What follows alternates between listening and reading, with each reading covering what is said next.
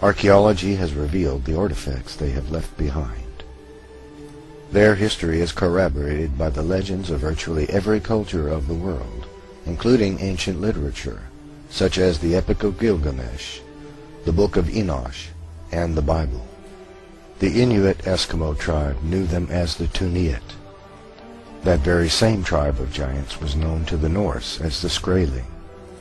Many people of Western Asia and throughout Europe knew them as the Scythians, who had at one point bested Rome in battle and were said to have been so tall that their feet came close to the ground when sitting on a horse. The ancient Hebrews knew them as Amorites and Canaanites. Sumer is the oldest culture of the world, and the Sumerians give us a tremendous insight into the origin of the giants. The Sumerians recorded that the Anunnaki, a race of celestial beings, the children of Anak and Anu, came to the earth and fathered a race of men, who then became the kings of mortal men. But the Book of Enoch gives us even greater insight to the origin of these giants. Enoch recorded that during the life of Jared, sometime between 3550 and 2550 BC, the sons of God came to the earth from heaven. Since we know Satan is the father of all lies, it is likely that Satan himself influenced them to do the deeds they did. He had puffed them up and built their pride, and for this crime of pride against the Lord, they were cast out of the heavenly realm. Angered for being cast out of their heavenly home, and jealous of the beautiful new creation of God, they consorted to do ungodly things, and swore an oath to each other that each would be equally culpable for the sinful things they were about to do. Their point of entry into the world was Mount Hermon, Israel, upon which they landed. Just as humans have special gifts and abilities and each is unique, so too the angels were unique, and each used their own special gifts for defiling mankind. So each taught mankind the arts which they themselves loved most. They took wives of human women whom they called beautiful, and fathered the race of giants we know as the Nephilim. Azazel was a lover of metals, and taught men to make swords and knives and shields and breastplates, and made them known to the metals of the earth, and the art of working them, and bracelets and ornaments, and the use of antimony, and the beading of the eyelids, and all manner of costly stones, and the coloring of tinctures. Semyaza taught the art of enchantments and root cuttings, and all manner of sexual seduction.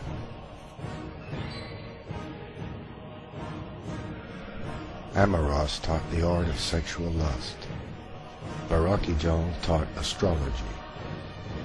Kokabel taught the constellations.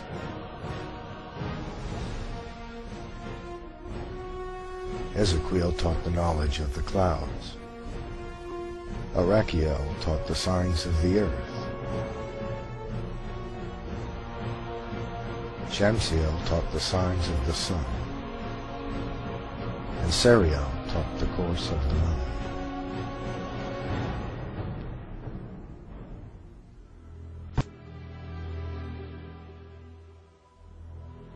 Not only did the angels sin against man, they sinned against animals as well.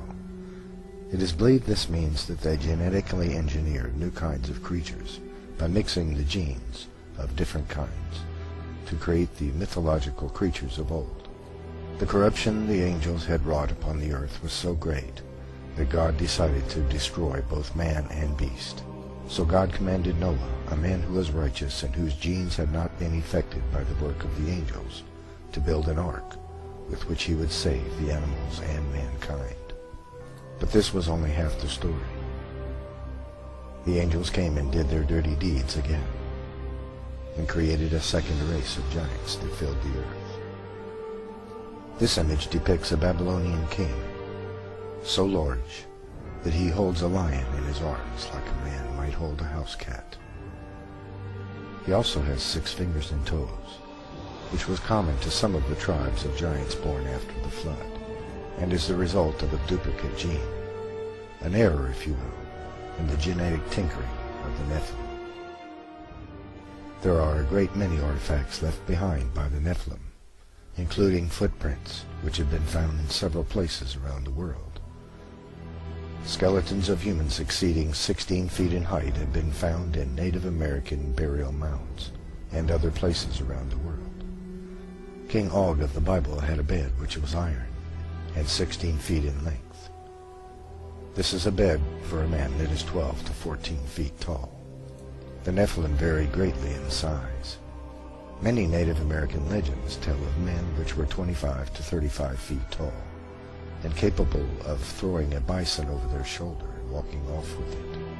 Most of these artifacts have been swept up by the National Geographic Society and most notably by the Smithsonian Institute in an effort to hide the legitimacy of the Bible from the world. The angels cast out of heaven brought a technological explosion to the world. And likewise, their children, the Nephilim, also brought a technological explosion around the world after the Noachian flood. All within a couple of 100 years, great civilizations arose everywhere around the world.